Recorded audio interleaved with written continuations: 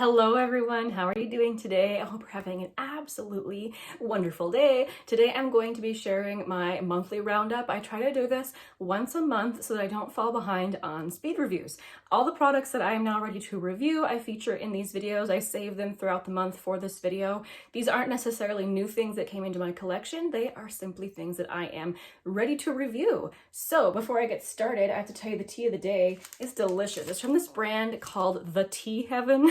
I thought that was a really funny name. This is a masala chai. So it's a chai with lots of delicious spices in it. I like a really spicy chai myself. Sadly, black pepper, it is in here, but it's near the bottom of the ingredient list. I kind of like it up near the top. I like a real spicy chai. But this one is good. It is delicious, and I'm currently on my second steep. Okay, let's get started on my reviews. I actually have a whole bunch of sunscreens to talk about. I have been testing out sunscreen this month. So maybe I will start with makeup first. I do have a couple items, and then we can get into all the sunscreens. So let's start first with this single shadow. This is from the Sephora collection. This is one of the colorful metal effect shadows, because the Sephora collection eyeshadows like this, they have a lot of different finishes.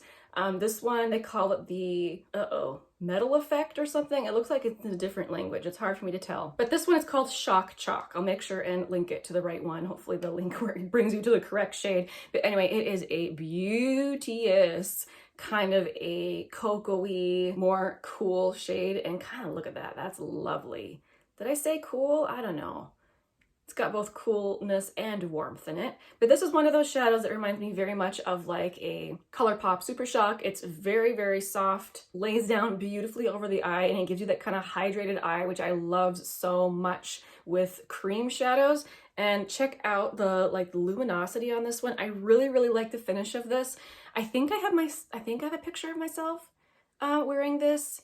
I tend to not want to usually wear something that smoky, so I really will sheer it out on my eye, and I thought it was really pretty. The only thing I noticed was that it did want to kind of melt off my eye a little bit, even using an eyeshadow primer, but I did apply it pretty sheerly, so that also can contribute to it fading faster, because I just didn't have that much on my lid. But it's one of those things where it did want to crease a little bit too, but it was really easy to fix, but it also wasn't obnoxious. So it was kind of in that realm of not lasting a long time, but I was willing to put up with it because I thought it was really pretty. So this is a good experience as my first time trying one of these. I would totally try out another shade. I really like the tiny micro glitters in this one. It's just very pretty to give that kind of wet look on the lid. The second makeup item I want to talk about is this one from Profusion. I've been mentioning this so much on my channel that I realized that I haven't featured it yet in one of these videos. So again, this is new from Profusion. This is their Blush Hour Soft Matte Liquid Blush. I am wearing it today so you can see what it looks like. It is a beautiful sheer blush. I featured this one in my recent sheer blush video.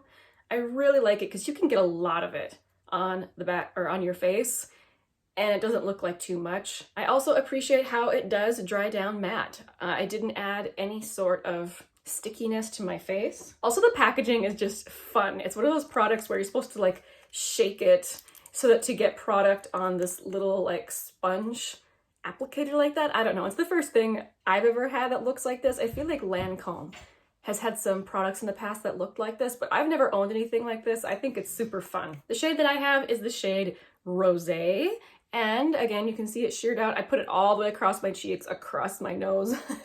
I really put a lot on, and I'm just a fan. I think it looks good. It doesn't do the fingerprint thing where if you put your try and tap it out, you kind of leave fingerprints on your face. It blended out beautifully, didn't leave any lines where you could see where my blush ends and my real skin starts. It's just a really good liquid blush, and it was only a few bucks at Walmart. I feel like if you were someone who really needs to save money on makeup, there's just some really good things out there that you can find. I think that this is one of them, and there are several shades. Personally, I guess I wouldn't mind trying other shades. My problem with blush is that I want to try all the different formulas. So even when I find really good products and I think, ooh, I would like the other shades, I often won't let myself just because I know I want to try all these different formulas. But I might just get to a point where I do it anyway because they're so inexpensive and they're beautiful. Okay, so let's get to the sunscreens, and you'll be seeing more sunscreens next month too. I'm not done testing sunscreens. So some of these are ones I picked up recently. Some of them were sent to me from Stylevana, and some of these are ones that I've actually had in my house, but I haven't fully tested them. So maybe I'll start with a couple of those first. Of these, one was very much a dud, and I really like the other ones. Shall we start with the one dud? So it's this one from Neutrogena. I was so hopeful that this would be good because it's a very lightweight serum sunscreen. So it is SPF 60, or it says 60 plus. So it comes out with a little pump, and the color of it is orange, which I thought was interesting. I don't think I ever had an orange sunscreen before, but it's very, very pleasant on the skin because it's so thin. It melts right in. It looks nice with makeup over it. Like, I thought this was going to be a serious winner. I was like, yes, I love finding a drugstore option that's so thin like this, just because usually I find it's K-beauty sunscreens that are thin like this. However, I had a very interesting skin reaction to this. It didn't make me break out or anything, which is what might usually happen if a sunscreen doesn't work for me. But I noticed a really odd reaction around my chin and around my mouth here, where I started to get itchy. And then when I was just absent-mindedly scratching it, it was an actual rash that started to peel, and it did not heal for several weeks, actually. Like, it got smaller and smaller, and it would look really good, you know, after I put moisturizer on it, but it would like come back the next day, and I had only used this once. And I realized, because this is one I've had in the house, the whole reason I bought it was for my daughter. I've recently started her on like salicylic face wash. She's starting to need that sort of thing, so I bought this for her, and she recently confessed to me that she hadn't been using it. She only used it one time. And I remember back when she started her face washes, she had the exact same thing. This really odd, peely, itchy rash around her mouth. And I thought she was having a reaction to the salicylic acid face wash. I told her to back off of that. Turns out she's actually been using the face wash, but she stopped using this. This caused it on both of us, which I thought was such a strange reaction. This was a recommendation, I think, from Dr. Dre. So it worked for her. It obviously works for others, but for some reason, for us, this was pretty bad. I wouldn't ever put this on my face again. Oh, and I don't think I ever actually said what this was. This is the Invisible Daily Defense Face Serum Sunscreen. I'm super interested. If you guys have also tried this, was it awesome like it looks for you? Did it work for you, or did you have the same weird rash reaction? The other one that I had around my house and I just haven't reviewed for you guys yet, this is a K-beauty sunscreen. Make sure it's from Korea. Yeah, so this is the Neogen Dermatology Daylight Protection Sunscreen SPF 50. I think I might have got this in like a FabFitFun add-on sale. I really like it, again, because it's so lightweight. This hand is going to be so hydrated with sunscreen, so protected. But I just want to show you like what it looks like. It comes out like a little white lotion. I like this one because, again, it melts right into your hand. Like, there's none of this rubbing and rubbing and rubbing to get it to melt in. And it's really, really pleasant under makeup. And this one has a really fun kind of fruity scent. I've been trying to nail down what that fruity scent is, and I'm not positive yet. Some sort of candy, maybe runts. But I find it very pleasant. It's not too overpowering, and this works well for me. It doesn't make me break out or have any weird rash reaction. It's just really good. It is glowy, which I find that the majority of sunscreens are. I've only found, I can think of one matte sunscreen that works for me. That's the one from Bliss. I would like to find more, actually. More matte sunscreens that actually work. But anyway, this one is glowy, really, really pretty, and I recommend that one. Now let's get into a couple of sunscreens that I recently purchased or had sent to me. So this one from Eucerin. I was really excited to try it again because it's drugstore and more people have access to it. I got mine at Target.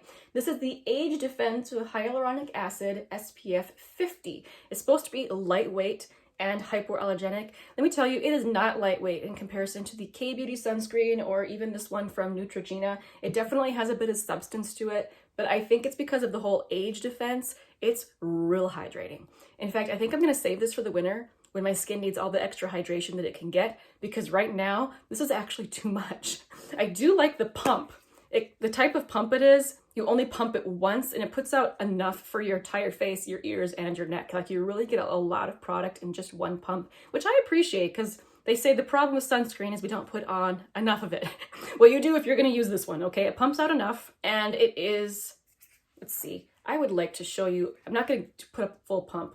Let's try and get just a little bit. Yeah, there we go. Okay, so It takes a little bit more rubbing to get it to soak into your skin, but you know, not a whole lot. It's not like it takes a lot of rubbing. But it's invisible. It is a chemical sunscreen. However, I noticed that I can feel this one on my skin even hours after I've applied it. It is that hydrating. It's the type of thing where my hair will stick to my face because my skin is still slightly tacky after applying this. I personally don't mind that level of hydration in the winter. Like I said, right now it's too much. Way too much, especially if I wear my typical like BB cream type things over this. I really feel like I have stuff on my face then.